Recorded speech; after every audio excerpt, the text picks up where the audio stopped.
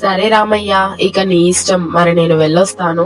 అలాగే సోము. సోము అక్కడి నుండి వెళ్లిపోతాడు. రామయ్య ఆలోచిస్తూ ఉంటాడు. కూలి పని చేయడానికి ఈ ఊర్లో ఏ పని కూడా లేదు. నాకు ఈ రోజు ఇంట్లో బియ్యం కూడా లేవు. సరస్వతి అక్క దగ్గరికి వెళ్లి కొన్ని డబ్బులు అడిగి బియ్యం తెచ్చుకుంటాను అని రామయ్య అనుకొని సరస్వతి దగ్గరికి వెళ్తాడు.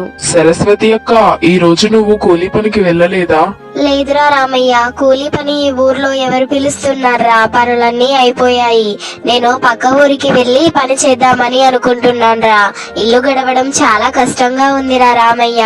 అవును సరస్వతి అక్క, సోము ఈ ఊర్లో ఏ పని లేదు అని తను పక్క ఊరికి తన బంధువుల దగ్గరికి వెళ్తున్నాడంట పని కోసం. అవునారా, నేను కూడా పక్క ఊరికే పనికి వెళ్తున్నాను. ఇక ఏదో ఒక పని చూసుకొని ఇక డబ్బులు సంపాదించాలి. ఏం చేస్తాం చెప్పరా? సరే కానీ నువ్వేంటి ఇలా వచ్చావు?